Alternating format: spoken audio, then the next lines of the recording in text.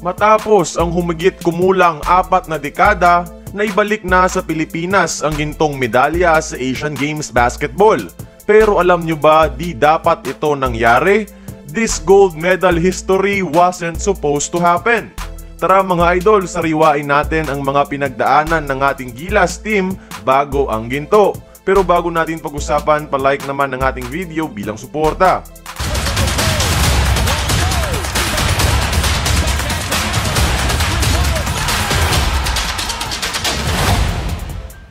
Matapos ang star-studded lineup sa FIBA World Cup, di na available ang mga key players ng Gilas para sa Asian Games.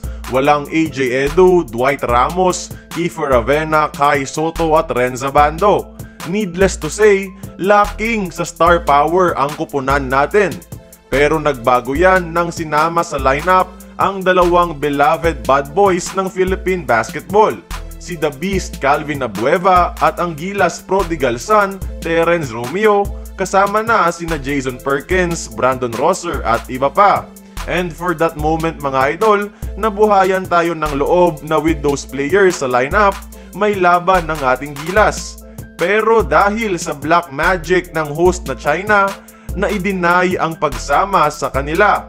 And Coach Tim Cone na may 2 weeks preparation lang had to scrap and search for last-minute replacements, Tolentino, Ross and Lassiter.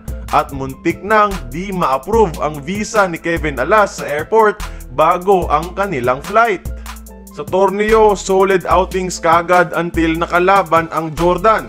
Tambak at purely na-outplay ang Gilas, na-outshoot at na-outcoach. And again, patuloy ang pag-doubt ng madla sa national team.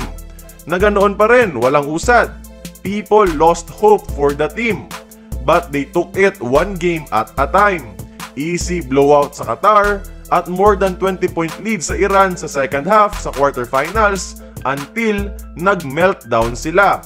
Nakabalik ang Iran sa laro, uminit. And without the putback by Junmar and the tough basket by Justin Brownlee, nag-choke at na-eliminate na sana tayo. Then, ang semis kontra ang host China. Bago pa man magsimula, may nangyayaring lutuan na at ganun din ang expected result sa laro.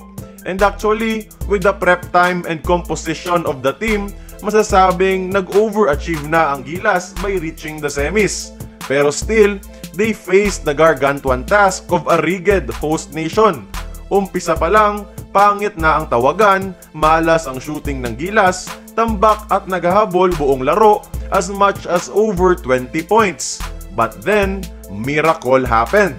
Nasaniba ng never say die spirit si Justin Brownlee.